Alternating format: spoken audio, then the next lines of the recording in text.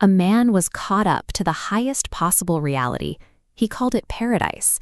While there, he heard words so massive, so profound, that human language simply couldn't hold them. But he didn't return to Earth and write a bestseller about it. He didn't build a following based on his mystical journey. Instead, he went back to an exhausting, dangerous life and kept this ultimate spiritual peak completely hidden for 14 years. That man was the Apostle Paul. We know him for his theology, his letters, and his relentless physical suffering, shipwrecks, beatings, and imprisonment. Yet underneath that bruised exterior, he carried the memory of heaven. Paul had a massive spiritual resume that could silence any critic, yet he treated his greatest revelation as a secret to be guarded. He would not use paradise as a weapon for self-promotion. To understand his silence, we have to look at the world he was writing to. Ancient Corinth was a wealthy, hyper-competitive Roman hub. It was a culture obsessed with outward appearance, status, and public recognition. That environment bled directly into the local church. The believers there started measuring their leaders by Roman and Greek cultural standards. They valued polished speakers with track records and visible markers of divine favor. Soon, a group of rival teachers arrived. They boasted about their own mystical visions and flaunted their spiritual credentials to impress the crowds and dominate the community. Paul had founded this church, and now he watched it being seduced by manipulation. He needed to defend his calling to protect them, but he rejected their metric of ego-driven self-promotion. In his second letter, he enters a fool's boast. Instead of victories, he details a career marked by cold, hunger, and anxiety for broken churches. He offers them a battered record. Authenticity is found in scars acquired through long-term faithfulness. When Paul finally does bring up his ultimate spiritual credential, he speaks as if he is describing someone else entirely. He writes, "I know a man in Christ who 14 years ago was caught up to the third heaven. By distancing himself from his own story, he ensures the focus remains on Christ. He refuses to wear the memory of paradise as a personal crown to win an argument. He describes a sudden, overwhelming ascent. He was taken to the third heaven, a place he also calls paradise, the ultimate state of life, dwelling in the direct presence and communion of God." This chart illustrates his trajectory.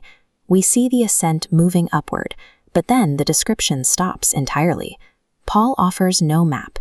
He doesn't sketch the architecture or list the colors.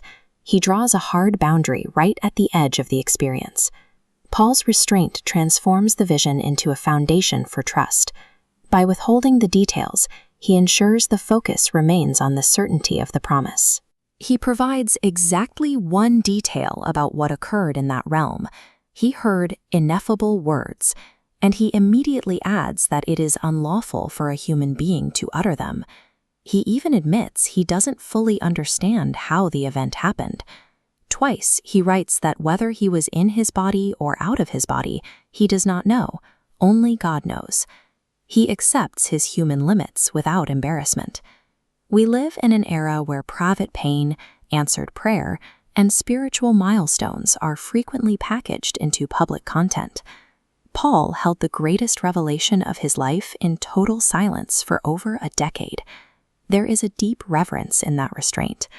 It demonstrates that some moments are simply too sacred to be turned into a public spectacle. But the narrative doesn't end in the clouds. Following this immense peak, Paul comes crashing down to the reality of the dirt. He is given what he calls a thorn in the flesh. He is explicitly clear about why this occurred. The thorn was permitted to keep him grounded. The magnitude of what he saw in paradise carried the very real danger of breeding arrogance. The man who was caught up to the heavenly dimension still bled on earth.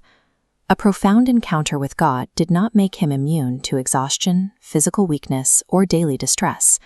And he didn't pretend it didn't hurt. He didn't put on a stoic face. He went to God and pleaded, desperately, 3 separate times for the pain to be removed. True faith does not require believers to act like pain doesn't exist.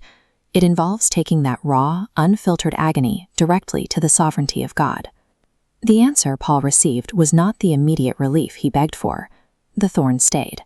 Instead, God gave him a promise. "My grace is sufficient for you." Looking at this model, we see God's inverse relationship.